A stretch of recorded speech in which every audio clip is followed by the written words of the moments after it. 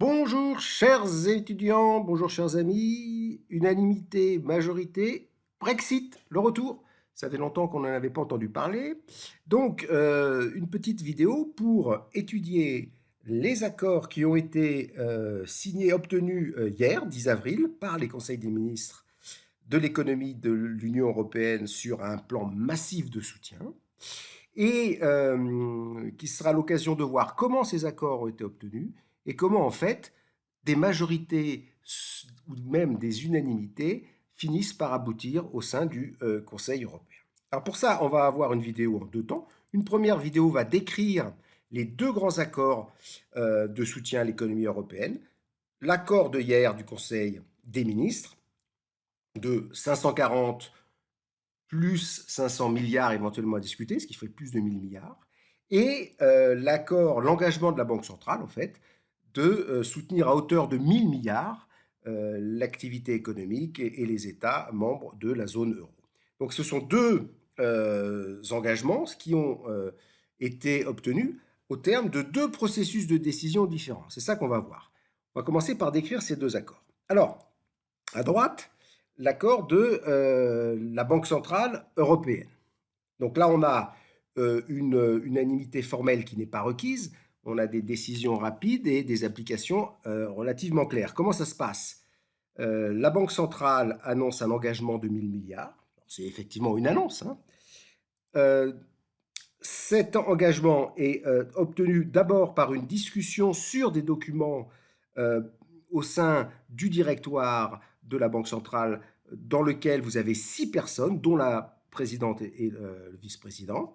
Ce directoire ensuite propose ces décisions qui doivent être validées par le Conseil des gouverneurs des banques centrales des membres de la zone euro, où vous avez 19 personnes. Il y a éventuellement possibilité de faire un vote, mais cette fois-ci c'est un vote à la majorité avec un système assez complexe de rotation des votes. Bon. Et une fois que cette décision a été validée par le Conseil des gouverneurs, il y a une remontée au niveau du directoire qui est en charge de l'application et de l'exécution de ces décisions. Alors en quoi ça va consister? En gros, ça va consister à augmenter la taille du bilan de la Banque centrale de 1000 milliards d'euros. Donc le bilan de la Banque centrale, si vous voulez, vous avez d'un côté l'ensemble des dépôts des États, des banques, des entreprises, et de l'autre les achats de titres d'États et d'entreprises que la Banque centrale, auxquels la Banque centrale a procédé. Donc la Banque centrale va racheter beaucoup plus de titres d'entreprises et surtout d'États pour au moins 1000 milliards. Regardez ici ce graphique où on voit depuis 1999 et la création de la Banque centrale, l'importance de son bilan par rapport au PIB de la zone euro. On voit ici 40%, on a dépassé 40% récemment, et vous voyez que la taille du bilan n'a cessé d'augmenter. Il n'a pas augmenté du fait du coronavirus. Hein. Il a commencé à augmenter en 2015 par ce qu'on a appelé les programmes d'achat d'actifs. Hein. Il s'agit bien ici, vous voyez, des titres d'État et d'entreprise. Et aujourd'hui, il est de 4500 milliards, le bilan de la Banque centrale, c'est-à-dire en gros 40% du PIB de la zone euro. Et l'engagement est de le monter à 5500 milliards, c'est-à-dire de continuer ici massivement ces achats d'actifs. Voilà le premier plan de soutien, notamment pour aider les États à emprunter, voire racheter leurs dettes publiques. Deuxième accord, c'est l'accord qui a été obtenu hier.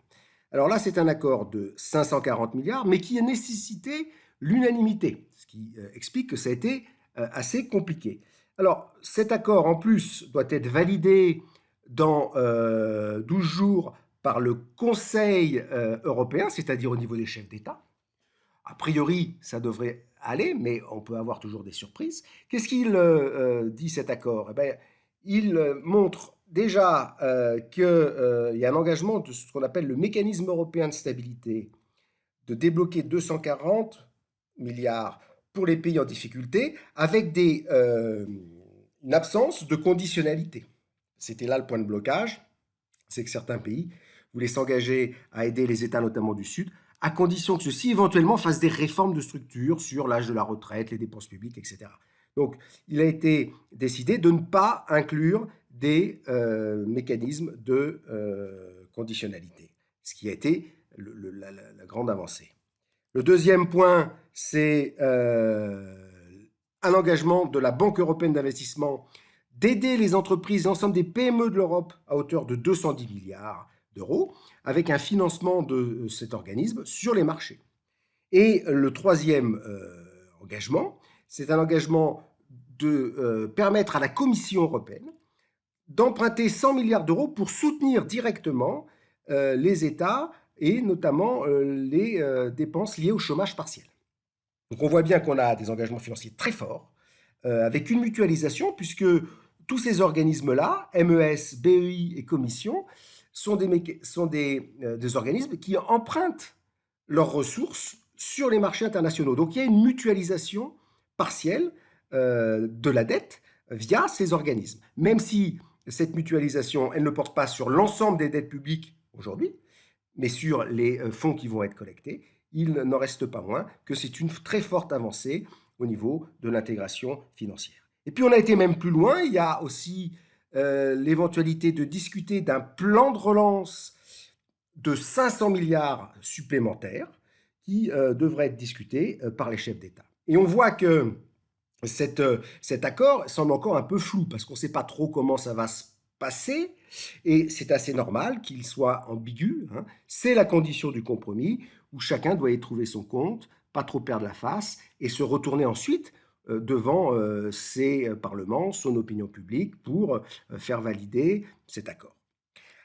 Maintenant que nous avons ces deux processus, ces deux engagements, ces deux processus de décision, on va voir dans la vidéo suivante, on va essayer de comparer comment ces décisions, en fait, ont réussi à être obtenues.